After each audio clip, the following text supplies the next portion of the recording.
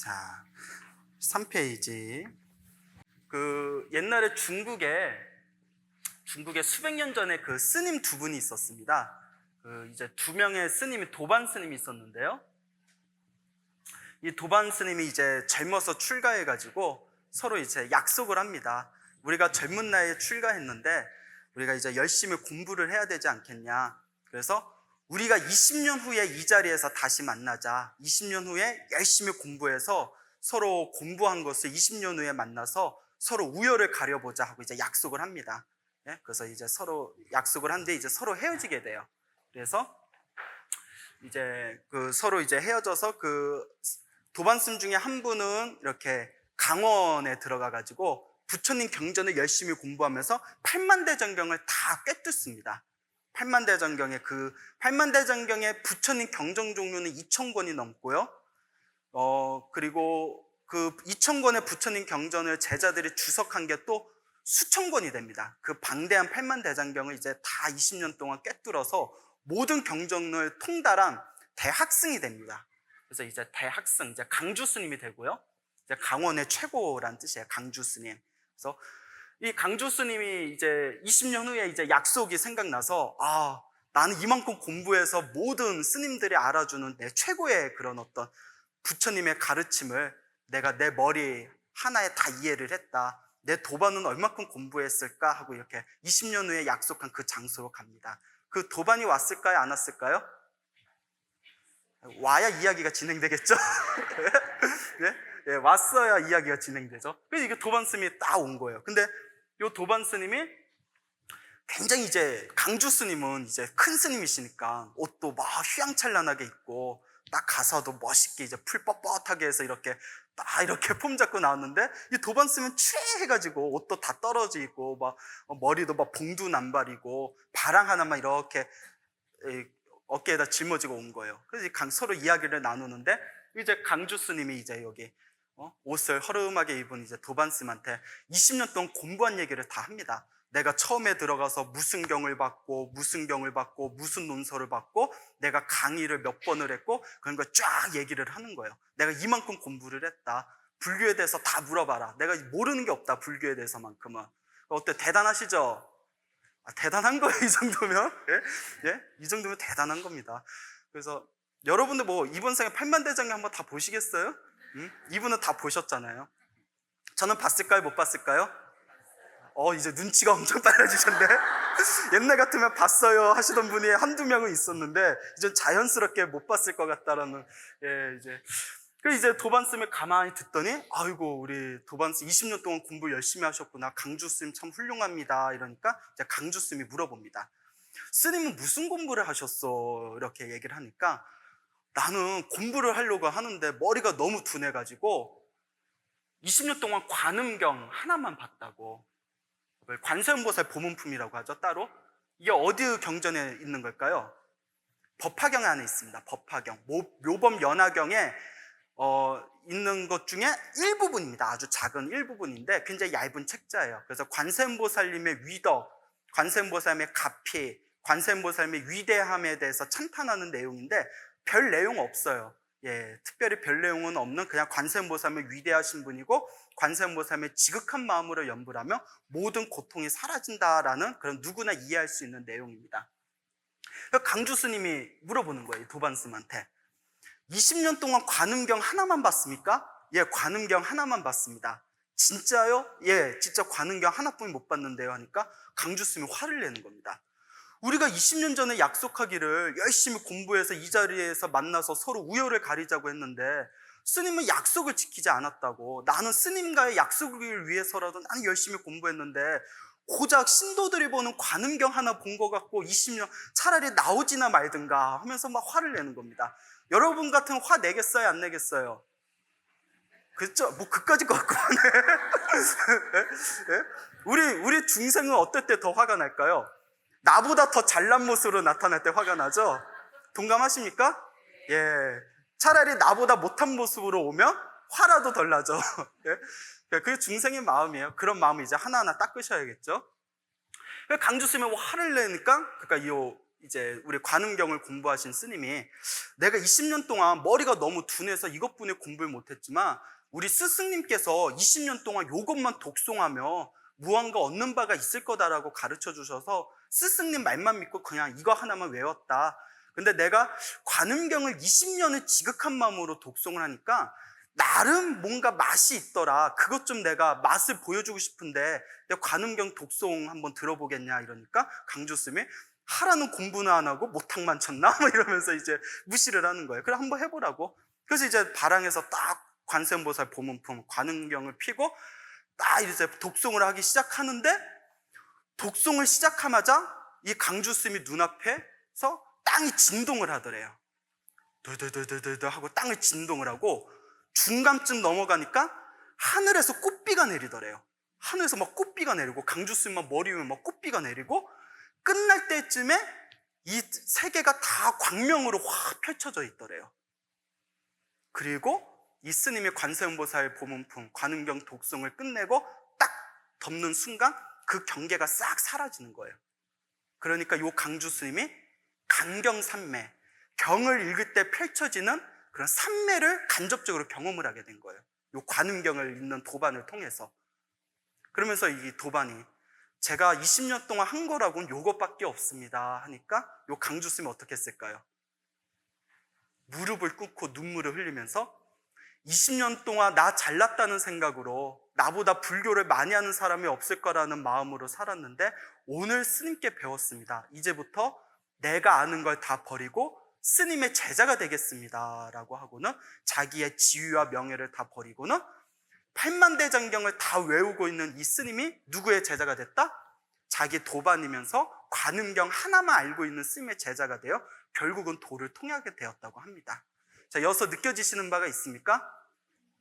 많은 불자분들은 공부를 하면서 불교를 첫 번째 부류는 이런 생각을 하는 불자분들이 있어요. 스님, 내가 너무 머리가 둔해서 뭐 금강경도 배우고 싶고 법화경도 배우고 싶고 화엄경도 보고 싶은데 천수경 하나도 반야심경 하나도 참 이해하기가 힘들어요 라고 말씀하시는 불자분들이 많습니다. 동감하신 분들 있습니까?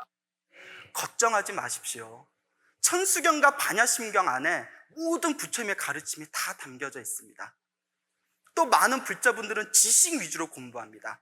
스님, 제가 무슨 경을 받고 무슨 병을 받고 무슨 유식을 배웠고 어느 큰 스님한테 뭘 배웠고, 그러니까 공부한 걸로 치는 거 가만히 들어보면 저보다 공부를 더 많이 하셨어요.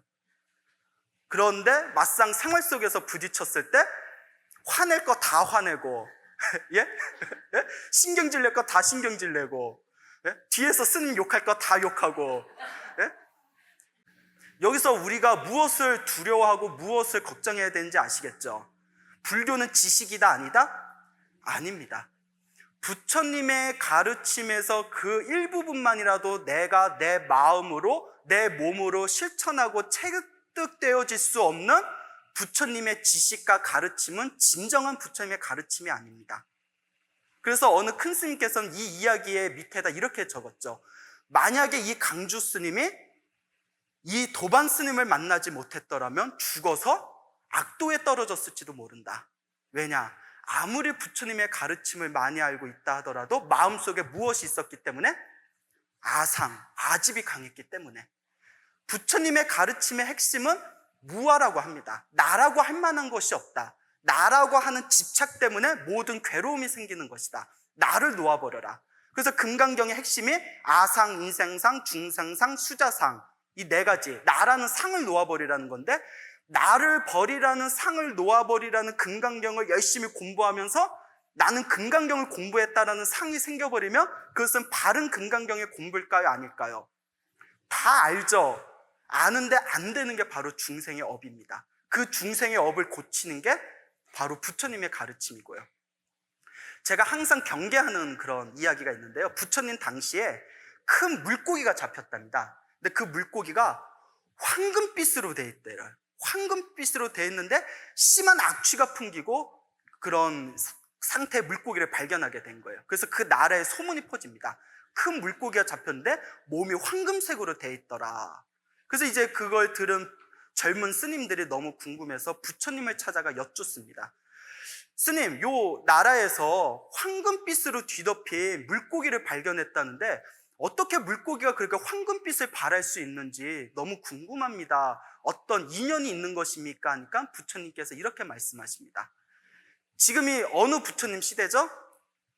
우리의 교주가 누구죠? 예, 석가모니불 부처님이 출현하기 훨씬 이전에 가섭불이라는 시대 때, 가섭이라는 부처님이 계셨던 시대 때 그 강사 스님이 계셨대요. 법문을 너무 잘하고 부처님의 경전을 아주 해박한데 항상 이 신도들과 그런 스님들과 제자들 사이에서 아주 존경받는 뛰어난 큰 스님이셨대요. 너무나 강의도 잘하시고 너무나 경전에 해박하시고. 근데 한 가지 단점이 있었답니다. 그게 뭘까요? 자기가 말한 거랑 나가서 행동하는 거랑 같았을까요? 틀렸을까요? 그런 단점이 하나 있었답니다. 이렇게 언행이 일치가 안 되는 그런 삶을 사셨던 큰 스님이 있었는데 죽고 나서 그 과보로 어떤 몸을 받았다? 부처님의 경전을 공부하고 널리 전한 공덕으로 황금빛의 몸을 받았답니다. 황금빛의 몸을. 그런데 말과 행동이 틀린 그 과보로 어떤 몸을 받았다? 축생의 물고기의 몸을 받았다는 겁니다. 어떤 의미인지 이해 가시죠?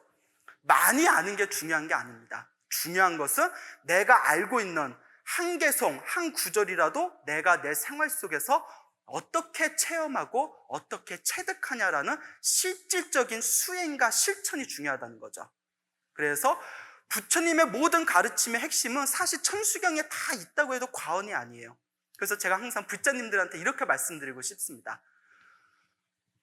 내 마음으로 실천되어지지 않고 체험되지 않는 그런 급한 마음, 앞서가는 마음, 잘난 체하는 마음, 나라는 것에 집착하는 마음으로 아무리 팔만대장경을 다 읽는다 하더라도 그거는 실제적으로 나에게 소중한 부처님의 공부로서 환원되어질 수는 없습니다. 하지만 천수경이나 예불문이나 반야심경 같이 우리가 기초경전이라 생각되어지고 단순하다고 생각되어지는 경전이라 하더라도 그걸 지극한 마음으로 독송하고 지극한 마음으로 받든다면 그것은 무량한 공덕이 돼서 진정한 부처님의 가르침으로 여러분들 가슴에 꽃피우게 된다는 거죠. 자, 어떤 이야기인지 이해 가세요? 그래서 우리에게 필요한 거는 많이 아는 게 중요할까요?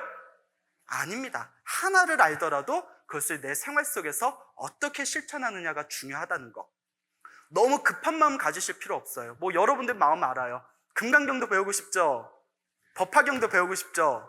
화엄경도 배우고 싶죠? 물론 이제 그런 마음 다 아는데 정말 중요한 거는 천수경에도 이미 부처님의 모든 핵심되는 가르침이 다 담겨져 있다는 겁니다. 중요한 거는 끊임없이 수행하고 끊임없이 독송하면서 내 생활 속에서 천수경의 삶을 펼쳐나갈 때 여러분들이 이것이 바로 불법의 소중함이구나라는 것을 몸으로 깨닫게 된다는 겁니다. 자, 그런 마음으로 우리가 천수경을 한번 공부해 보도록 하겠습니다. 자, 3페이지 한번 펴보시겠습니까? 자, 천수천왕 관자재 보살님의 광대원만한 무예 대비심 대달한 일을 받들어 청합니다까지 설명을 하셨죠? 설명을 했죠? 자, 이제 요 괴수관음 대비주부터 뒷장 넘기시면 밑에 소원종신 실험만 있죠? 거기까지가 개청 부분입니다. 열어주세요. 대달한 일을 열어주세요 하고 청하는 부분이에요. 그리고 속된 말로 관세음보살님한테 아부하는 내용입니다. 관세음보살님하고 아부하면서 무엇을 열어달라? 달한 일을 열어주세요라고 찬탄하는 부분입니다. 아시겠죠? 자, 괴수관음 대비주. 괴수가 이제 머리를 조아립니다. 어디다 머리를 조아릴까요? 관세음보살 대비주. 대비주가 뭘까요? 신묘장구 대다라니. 그게 대비주입니다. 자, 관세음보살님 대비주의 머리를 조아립니다. 제가 머리 숙여 절합니다 라는 뜻이에요. 모든 수행의 첫 번째는 어디에서 시작할까요? 자, 개수에다 동그라미 치세요. 모든 불교 수행의 첫 시작은 개수에서 시작됩니다. 예배, 내 자신을 낮추는 거, 불법선 삼보에 귀의하는 거, 이것이 바로 모든 수행의 첫 시작입니다.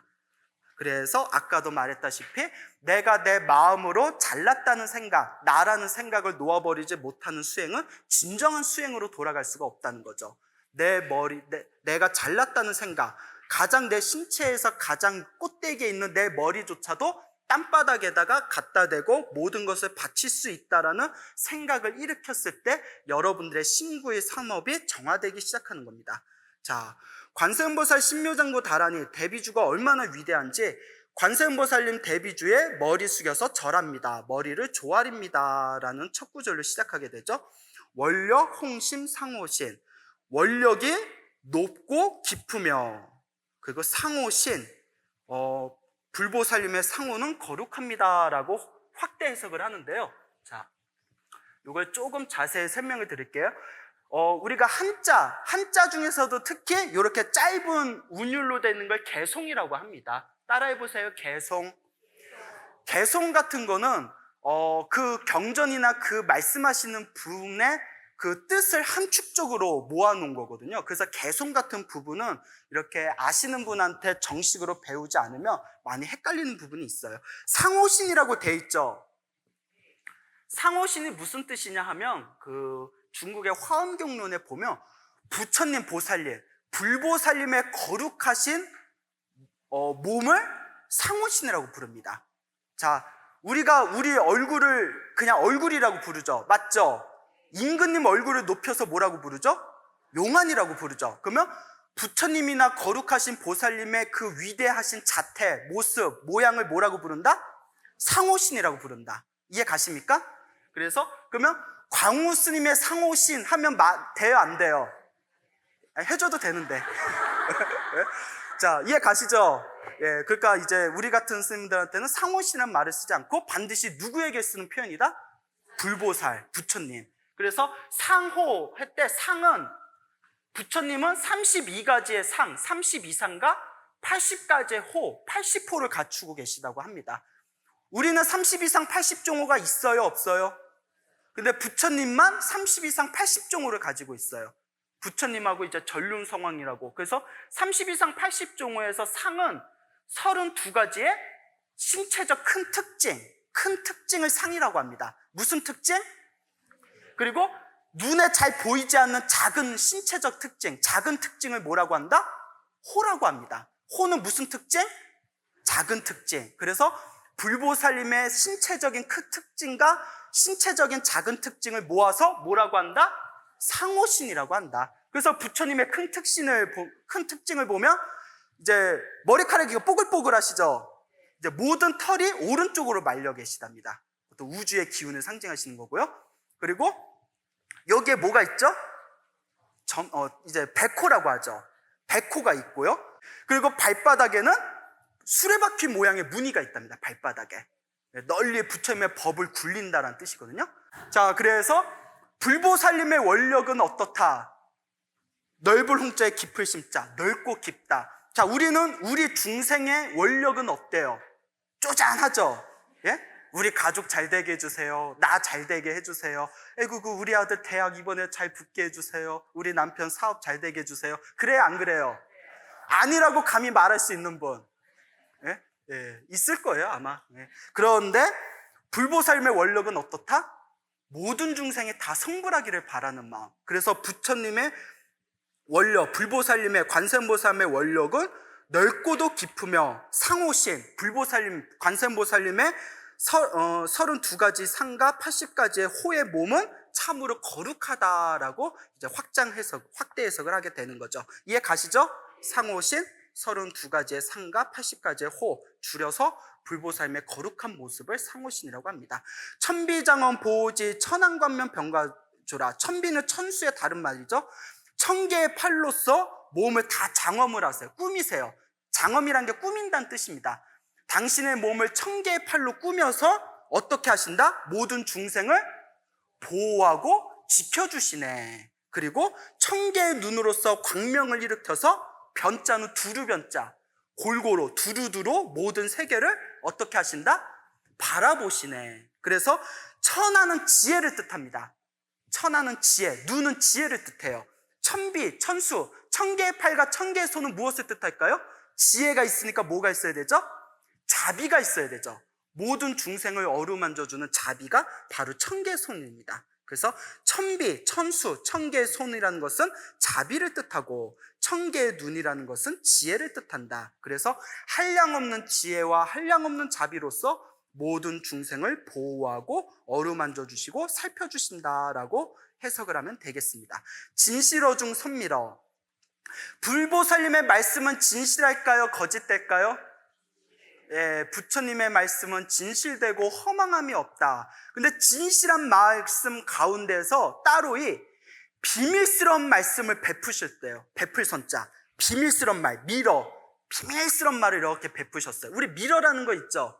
미러라는 말을 이제 그런 거 있잖아요. 뭐 이렇게 자기가 사랑하는 사람한테 귓속말로 속닥속닥 해주면서 이렇게 속삭이는 것을 미러라고 하잖아요. 맞습니까? 맞아요? 경험들이 있으신가 보네? 자, 이제 우리 불보살님도 우리 중생을 사랑합니다. 사랑하는 우리 중생들에게 진실한 말씀을 베푸시면서 따로 귀에다가 비밀스러운 말을 속닥속닥 하세요. 그 비밀스러운 말이 뭐다? 신묘장구 다라니, 대비주입니다. 부처님의 말씀은 진실하시고 진실한 말 가운데 따로이 모든 중생의 행복과 안락을 위해서 무엇을 베푸셨다? 비밀스러운 말, 다란이를 베푸셨다. 그래서 미러는 다란이라고 해석을 하시면 됩니다. 그래서 무의심 내 기비심, 무의심으로써 무엇을 일으킨다? 자비스러운 마음, 비심을 일으킨다. 요거 어렵죠? 요거 해석해 드릴게요. 자, 자비희사란 말 들어보셨어요? 자비희사, 사무량심, 네 가지의 한량없는 마음이라고 하는데, 자, 무의심 내 기비심이라고 했을 때 유의라는 말이 있고 무의라는 말이 있어요. 따라해 보시겠어요? 유의, 무의. 자, 여러 가지 뜻이 있는데 이걸 일일이 해석하면 한도 끝도 없어요. 워낙 함축적으로 있어서 천수경에서 무의심이라고 여기에서 말하는 무의심은 집착 없는 마음이에요. 뭐가 없는 마음?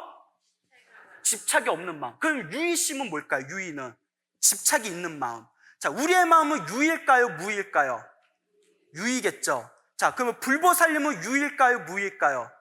그렇죠. 자, 집착이 없으시다는 거예요. 자, 그런데 무의심, 집착 없는 마음, 함이 없는 마음, 집착 없는 마음으로 무엇을 일으키셨다? 비심을 일으키셨다. 자, 요걸 여러분들이 잘 보셔야 됩니다. 자, 여러분들 자식이 있죠? 자, 다들 자식을 사랑하나요? 예, 자, 사랑한다는 전제하에서 시작을 합시다. 예, 자, 자식을 사랑하는 마음이 뭐다? 한 글자로 사랑, 자식을 사랑하듯이 내가 사랑하는 마음을 일으키는 거, 그걸 자라고 합니다. 따라해보세요. 자, 사랑자자. 그래서 한자에서 자모라, 어머니를 높이는 표현에 자모라는 표현이 있어요. 뭐라고요? 자모, 나를 사랑해 주시는 어머니, 자모라는 표현이 있습니다. 자모. 자, 부어머님이 자식을 사랑하는 마음을 자라고 하고요. 자식이 일이 잘 안 풀려요. 막 다쳤어요. 몸이 다쳤거나 자식이 일이 잘 안 풀렸거나 할 때 부모 마음이 어떠해요? 먹먹하죠. 예? 답답하죠. 그리고 자식에 대해서 어떤 마음을 일으키죠? 연민심, 안쓰러움, 연민심, 예? 동정심. 그런 마음을 뭐라고 한다? 비라고 합니다. 비. 동정심, 연민심, 안쓰러움. 그리고 자식이 잘 돼요. 자식이 막 좋은 대학 가고 사업이 잘 되고 모든 일이 잘 풀렸어요. 어떻게 며느리를 데려와도 당신 마음에 쏙 드는 며느리를 데려왔어요. 예? 그렇게 기뻐하는 마음, 맞죠? 그런 마음 들면 기뻐요, 안 기뻐요? 그 기쁜 마음을 뭐라고 한다? 희라고 한다. 자, 자식을 사랑하는 마음을 자라고 하고, 사랑하는 자식이 일이 잘 안 풀렸을 때 안쓰럽고 연민심이 느끼는 마음을 비라고 하고, 반대로 자식이 잘 되고 모든 일이 잘 이루어졌을 때 기뻐하는 마음을 희라고 합니다. 그래서 이걸 자비희라고 하는데, 자, 여기서 이제 문제가 뭐냐면, 자식이 사랑하는데 자식이 내 말을 안 들으면 속상해요, 안 속상해요? 속상하죠. 그리고 자식이 일이 잘 됐는데 자식이 또 일이 안 되거나 잘 되거나 할 때 내 마음이 어떻게 돼요? 흔들려요, 안 흔들려요? 그리고 자식이 잘 됐는데 나를 몰라본다 하면 또 어떤 마음 들어요? 섭섭하고, 자식이 결혼해가지고 나는 안 바라봐주고 며느리 자기 부인만 애구구구 하면 또 어떤 마음 들어요? 저 새끼 그냥 막 이렇게, 예? 자, 이제 그런 마음이 든답니다. 자, 우리의 중생은 무슨 마음이 있기 때문에? 그렇죠. 집착심이 있기 때문에. 관세음보살님이 중생을 바라보는 모습도 똑같습니다. 우리 중생을 자식과 같이 생각해요. 그래서 우리 중생을 사랑하고 정말 친자식처럼 중생의 일이 안 풀리며 연민심, 안쓰러움을 느끼고 중생이 잘 되고 수행을 잘하면 기쁨을 느끼는데, 여기서 중요한 거, 관세음보살님이나 불보살님은 우리와 같이 섭섭함이나 마음의 흔들림이나 얄미움을 느낄까요? 안 느낄까요? 느끼질 않습니다. 우리의 중생, 집착심이 있는 우리 중생은 나의 자식이 내 마음대로 따라주지 않을 때 섭섭함과 질투와 그런 온갖 감정을 느끼지만, 우리의 불보살님들은 하염없이 우리 중생에게 모든 걸 퍼줬는데도 중생이 나를 배신을 때린다 하더라도 부처님께서는 결코 마음에 흔들림이 없으세요. 마음에 흔들림이 없는, 집착심이 없는 그 마음을 마지막에 뭐라고 한다? 사라고 한다. 버릴 사자. 집착심을 버렸다는 거예요. 이게 바로 불보살님과 중생의 차이입니다. 그래서 우리는 자비시사 중에 자비시가 있을까요? 없을까요? 근데 사는 있을까요? 없을까요? 없죠. 그러니까 앞으로 여러분들 사의 마음을 키우셔야겠죠. 이 사의 마음을 키우셔야 됩니다. 집착심을 버려야 돼요. 그래서 이런 사의 마음이 없이 자비희만 있는 채 누군가에게 집착하고 어떤 일에 집착하는 것은 유의에 속하고, 사의 마음을 갖추신 불보살님처럼 모든 중생에게 자와 비와 희를 베풀었음에도 불구하고 일체 거기에 마음의 흔들림이나 집착심이 없는 그런 완전히 평등한 마음의 상태를 무엇이라고 한다? 무의심이라고 한다. 그래서 이것을 천수경에서 뭐라고 했죠? 따라해 보세요. 무의심내 기비심. 그래서 비심은 자비심의 준말이 됩니다. 그래서 모든 중생을 사랑하고 모든 중생이 잘 되기를 바라는 마음. 무의심, 집착 없는 마음으로 가득한 그런 마음, 사무량심, 네 가지의 무량한 마음을 일으키면서 연민의 마음을 일으키고 모든 중생의 자비의 마음을 일으켰는데도 중생들이 나의 마음을 몰라줘요. 하지만 무의심이 있는 상태에서는 섭섭함이나 그런 마음을 느낄까요? 안 느낄까요? 안 느낍니다. 오로지 평등한 마음으로 나를 알아주든 모르든 끊임없는 자비의 마음만을 일으키는 거죠. 그래서 이 금강경에 여기하고 상통하는 구절이 나옵니다. 금강경 보신 분들 아실 거예요. 이런 구절 나오죠. 모든 중생을 무열열반, 그러니까 모든 살아있는 생명을 하나도 빠짐없이 무열열반은 완전한 행복의 세계예요. 완전한 행복의 세계로 내가 제도해 줬어도 한 중생도 제도했다는 생각을 일으키지 않는다. 무의심 내 기비심. 모든 중생을 내가 제도했지만 한 명의 중생도 실제로 내가 제도했다는 마음을 일으키지 않는 거예요. 이것이 바로 무의심의 극치입니다. 그래서 여러분들도 이런 무의심의 마음을 일으키시길 바랍니다. 알겠죠? 자, 속령만족 제이고 영사멸제 제제요. 아주 중요한 말이 나왔네요. 이 자비사라는 건 여러분들이 꼭 외우셔야 됩니다. 아주 중요한 부처님의 교리예요. 자, 속히 만족 제이고, 저희들이 희구하는 바, 모든 희구는 소원을 뜻합니다. 모든 소원하는 바를 만족하게끔 빨리 이루어지게 해주십시오. 그러니까 저희들의 온갖 소원을 빨리 이루어지게 해주십시오. 그리고 영사멸제 제제요. 모든 죄업을 소멸시켜 주십시오. 자, 속령만족 제이구는 나의 소원을 이루어지게 해주십시오. 제가 원하는 소원을 이루어지게 해주십시오. 그리고 영사멸제 제제업은 내가 지은 모든 죄업을 소멸시켜 주십시오 라는 뜻이 되겠죠? 자, 우리 중생들의 복이 많다, 복이 적다라는 말을 간혹 씁니다. 어른들한테 그런 말 많이 들어보셨죠? 스님들도 이렇게, 스님은 굉장히 복이 많아. 스님은 전생에 복을 안 쓴 것 같아. 이번 생에는 스님 복 좀 많이 쌓아. 마음 좀 잘 써. 이런 표현. 또 어른들이나 사주 같은 거 보시는 분들이, 복을 안 썼어. 복을 좀 쌓아야 돼. 이런 표현들 다 들어보셨죠? 그 속령만족 제거, 너 복이 많아라는 표현을 썼는데, 우리가 복이 많다라는 말은 이렇게 쓰는 겁니다. 내가 어떤 일을 하고자 했을 때 내가 원하는 게 생각보다 잘 이루어질수록 그 사람은 복을 많이 지은 거고, 내가 원하는 일이 생각보다 잘 안 이루어질 때 복을 좀 적게 짓는 거고, 내가 원하는 일을 남들은 쉽게 하는데 나는 평생을 투자해도 안 됐을 때 지질하게도 복을 못 지은 겁니다. 이런 식으로 판단을 해요. 이해 가십니까? 예. 찔리는 분 많나 봐요. 예? 근데 여러분들은 사람 몸을 태어나서 불법을 만났다는 것만으로도 한량없는 복을 지은 겁니다. 아시겠죠? 그 자부심이 있으셔야 돼요. 돈이 많고, 권력이 많고, 사람들의 인기가 많고, 요런 거는 한낱 꿈이에요. 업노름이에요. 전생에 그런 업을 졌기 때문에 이번 생에 남들보다 좀 재물이 넉넉한 거고, 남들보다 좀 인기가 많은 거고, 남들보다 좀 건강한 거고, 남들보다 좀 잘생긴 것 뿐이지 한바탕 꿈이라는 겁니다. 이 꿈 속에서 최고의 복력은 뭘까요? 불법을 만났다는 거예요. 이번 생에 여러분들이 착실하게 닦아나가고 수행을 할 때 여러분들의 세세생생 무량한 공덕이 쌓이는 겁니다. 돈이 많은 사람은 다 그런 건 아니지만, 돈이 많은 사람은 돈이 많다는 교만심 때문에 이번 생을 헛되게 삽니다.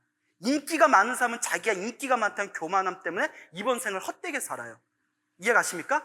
잘생긴 사람은 자기가 잘생겼다는 교만함 때문에 이번 생을 헛되게 사는 거예요. 제 아는 스님 중에 얼굴이 그렇게 썩 아름답지 못한 스님이 있는데, 그 스님 말이 걸작이에요. 전생에 내가 너무 잘생겨서 너무나 교만함을 부려서 수행을 제대로 못했기 때문에 내가 부처님 앞에서 원력을 세우기를, 다음 생에는 사람들에게 인기 없는 얼굴로 태어나게 해주세요라고 자기가 원력을 세웠대요. 그렇게 막 위안을 삼더라고요. 굉장히 지혜로운 방법이에요. 진짜 지혜로운 방법이에요. 불법을 만났다는 게 중요한 겁니다. 그래서 큰 스님들은 이번 생에 공부를 못 마치고 다음 생에 사람 몸을 받으실 때, 원력을 세울 때 가난한 집안에 그런 자기가 이렇게 잘생기거나 그런 얼굴을, 가난한 집안에 약간 못난 얼굴로 태어나게 해주십시오. 이렇게 원력을 세웁니다. 요 복이라는 게 이렇게 애매한 겁니다.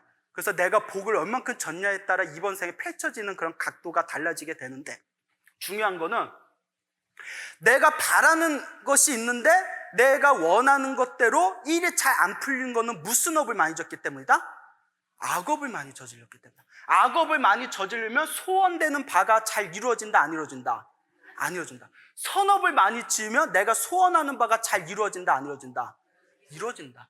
그래서 내가 원할 건데 빨리 제가 소원하는 바, 희구하는 바, 바라는 바가 빨리 이루어지게 해주십시오. 그러기 위해서는 뭐가 필요하다? 영사멸제 제재요. 내가 전생에서부터 지은 죄업이 모두 소멸되어야 된다. 아시겠습니까? 그러니까 여러분들이 이번 생 혹은 다음 생에 원하는 어떤 행복과 안락의 삶이 있다면 제일 중요한 거, 모든 첫 시작은 참회부터 시작해야 됩니다. 내가 지금까지 살아오면서 알고 지었건 모르고 지었건 몸과 말과 생각으로 지은 모든 악업을 어떻게 하겠습니다? 참회하겠습니다. 뉘우치겠습니다 라는 참회 기도가 먼저 시작돼야 돼요. 그리고 이런 참회 기도를 통해서 죄업이 소멸되고, 그리고 두 번째, 복을 지어야 됩니다. 물질적인 보시도 있지만 물질적인 보시뿐만이 아니라 몸으로 짓는 자원봉사를 한다든가, 부처님 도량에서 복을 짓는다든가, 가난하고 힘든 사람을 도와준다든가, 이런 복을 지어야 돼요. 아시겠죠?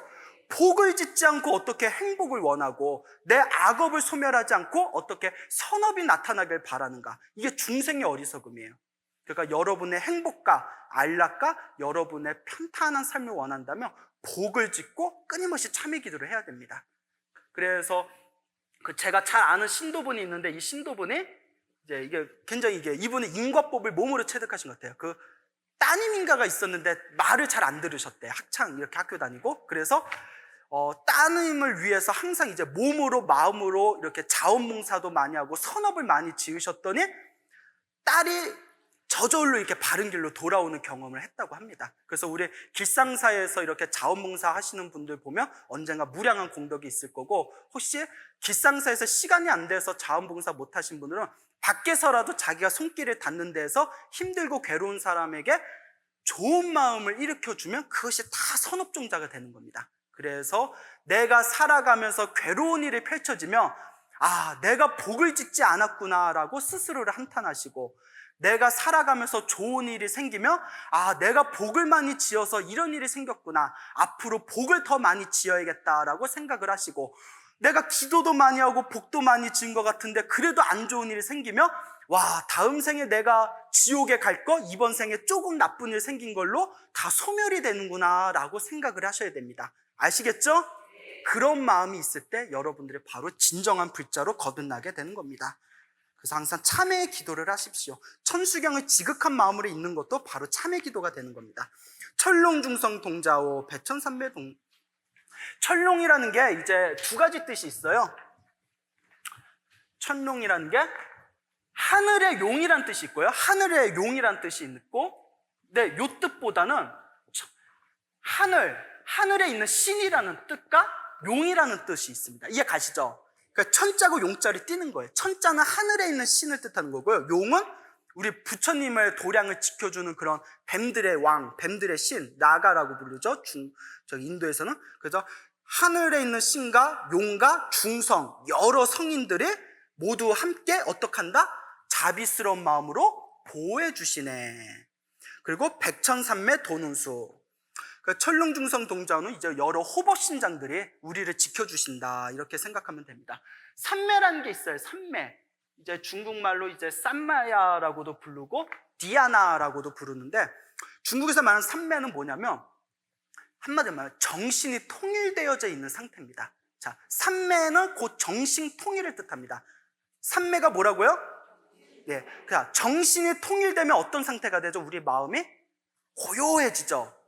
그게 바로 삼매입니다. 자, 여러분들 이렇게 하염없이 이렇게 땀을 흘리면서 절하다 보면 마음이 고요해진 상태 되죠. 그런 거 경험해 보셨죠? 그것도 삼매의 일종입니다. 여러분들 이렇게 경전을 읽거나 연불 같은 거 하면 마음이 고요해지는 상태 있죠? 그게 삼매입니다. 여러분, 우리 짧은 시간이나마 같이 이렇게 호흡에 맞춰서 연불을 하면 어때? 마음의 고요함이 느껴지시나요? 그게 삼매의 일종이에요. 이런 게 삼매. 그러면 이런 게 낚시하는 사람이 낚시할 때 그 찌를 보면서 이렇게 차분해지고 정신이 통일됩니다. 이것도 삼매라고 할 수 있을까요? 없을까요? 이것도 삼매라고 할 수 있습니다. 삼매입니다. 대신 앞에 한 글자가 붙여요. 삿된 삼매. 이해 가시죠? 화투하는 사람이, 이거 진짜예요? 화투, 노름하는 사람이, 마작이나 노름하는 사람이 막 이렇게 패가 오고 가는 걸 보면서 고도의 집중력과 정신 통일되면서 마음이 차분해진 상태가 됩니다. 경험 있나 보네. 지금 웃으신 분들 의심스러워요. 예? 이것도 삼매라고 할 수 있을까요? 없을까요? 근데 앞에 뭐가 붙는다? 삿된 삼매. 정신이 통일되어서 나타나는 고요해진 정신 상태는 다 삼매입니다. 그런데 바른 삼매냐 삿된 삼매가 나눠져요. 바른 삼매는 나의 선업을 키우고 나에게 성불로 갈 수 있는 그런 바른 길로 인도해 줍니다. 근데 삿된 삼매는 지옥이나 사막도의 업을 짓게 됩니다. 그리고 낚시 얘기가 나와서 그런데, 집안에 낚시하시는 분이 있나요? 아버님들 중에? 가장 취미로 해서는 안 되는 것 중에 하나가 살생을 취미로 하는 겁니다. 그래서 잡아서 그냥 저는 취미로 잡을 뿐이에요 하고 잡아서 놓아주는 분들은 그나마 나은데, 그걸 물고기나 막 사냥 같은 거 하시는 분들 있죠. 정말 그거는 위험한 업이에요. 그 자손들도 안 좋아요 나중에. 근데 여기서 지혜로운 게, 걔 남편한테 가서 우리 스님이 그러는데 사냥하고 낚시하면 안 좋대, 제발 끊어 하면 이제 남편 입장에서 불자가 아닌 분들은 그 죄구석 가지마 막 이렇게 화를 낼 수도 있잖아요. 그러니까 차근차근 끊게 하셔야 돼요. 알겠죠? 도저히 못 끊으시는 분들은 남편을 위해서라도 참회 기도를 대신 해줘야 됩니다. 알겠습니까? 그래서 제 아시는 집안의 어른께서도 그렇게 평생을 그렇게 사냥을 좋아하셨어요. 낚시. 그 마을에서 항상 그 성격 좋다는 어른 소리 듣던 분이었는데, 양반도 천하에 저런 양반이 없다고. 근데 한 가지 단점이 근데 우리 바깥 사람들 입장에서는 사냥이나 낚시를 흠으로 안 보지 않습니까? 그런데 나중에 돌아가실 때 엄청 힘들게 돌아가시고 눈을 뜨고 돌아가시더라고요.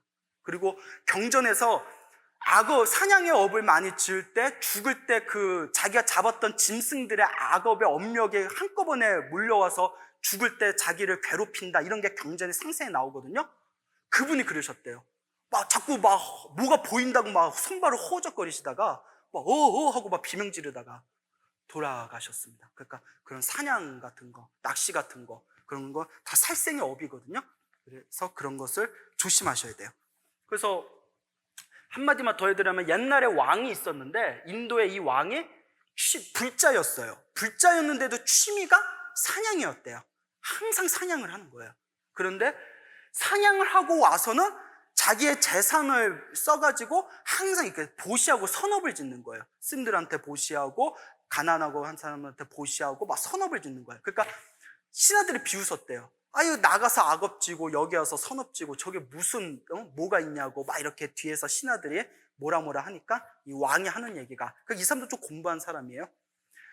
내가 나의 악업이 펄펄 끓는 가마솥과 같은데, 내가 사냥을 한 악업이 내가 죽으면 그 가마솥에 떨어지지 않겠냐. 그런데 이렇게라도 선업을 지어놔서 찬물을 넣으면 어떻게 된다?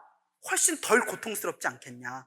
그러니까 내가 지금은 너무나 내가 전생에서부터의 업 때문에 내가 사냥을 멈출 수는 없지만 사냥이 나쁘다는 걸 알기 때문에 내가 이렇게라도 선업을 짓는 거다.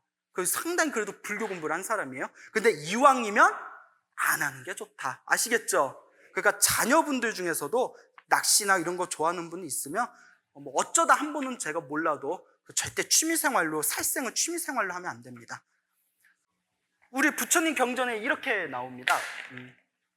살생의 업은 엄청 무섭다. 그런데 농사를 지을 수 있으면 농사를 져라. 근데 몸이 아프거나 어떤 그런 상태가 됐을 때 이제 부처님의 이제 경전을 얘기했을 때 사냥을 해야만 우리의 목숨이 유지되는 상황이라면 사냥을 해도 된다, 안 된다? 된다. 부처님 굉장히 합리적인 분이었어요. 예? 그러니까 사냥을 해야만 사람들이 살 수밖에 없는 상황에서는 사냥을 해도 된다. 그런데 사냥을 또 안 해서 살 수 있게 되면 어떻게 해라? 놓아버려라. 그 사냥을 할 때 또 특징이 새끼까지 다 잡으면 된다, 안 된다? 안 된다. 딱 필요한 만큼만 해라. 등등의 이제 말씀을 하셨습니다. 그래서 부처님께서 직업으로 살생을 하는 거에 대해서 어쩔 수 없는 환경일 때는 그건 또 어쩔 수 없다. 안 하면 좋지만 어쩔 수 없다라고 말씀을 하셨어요. 근데 무서운 거는 동물 한 마리 잡는 거로도 지옥에 떨어진 사건이 있습니다. 경전에서 동물 한 마리 그냥 죽인 것만 해도. 이런 경우는 왜 그러냐? 똑같이 살생을 했을 때 여기서 이제 마음의 차이, 의도의 차이예요. 강한 분노심을 일으키면서 살생을 했을 때는 한 마리만 잡아도 어떻게 된다? 예, 지옥에 바로 떨어집니다. 이해 가시죠? 근데 어떤 분노심이나 그런 게 아니라 정말 우리가 먹고 살기 위해서, 생명을 유지하기 위해서, 어떤 직업상의 이유에서 어쩔 수 없는 마음으로 이렇게 살생에 관계되는 걸 할 때는 그 악업의 여파가 적다, 안 적다? 적다는 거죠. 이해 가시죠? 똑같이 살생을 해도 어떤 마음으로 했냐? 그러니까 이런 된장하고 이렇게 죽이면 그 분노심의 업력에 의해 더 큰 과보를 받게 되고, 어쩔 수 없는 마음으로 이렇게 부디 이 인연으로 좋은 곳에 태어나라 뭐 이런 마음으로 이렇게 천도 같은 마음으로 해줬을 때 또 이런 또 그 악업, 살생의 악업을 어느 정도 차단시킬 수 있다는 거죠. 그래서 결론은 이제 직업상 하는 거니까 분노심을 일으키면서 살생한 것보다는 악업의 영향은 적겠지만 그래도 생명을 끊는 거잖아요. 그래서 만약에 불자라면 하루에 한 번이라도 자기 손에 죽어간 물고기를 위해서 그렇게 기도하는 마음을 일으켜준다면 훨씬 더 아름다운 일이 되지 않을까 싶습니다. 이해 가십니까? 자, 그럼 10분간 휴식을 하도록 하겠습니다.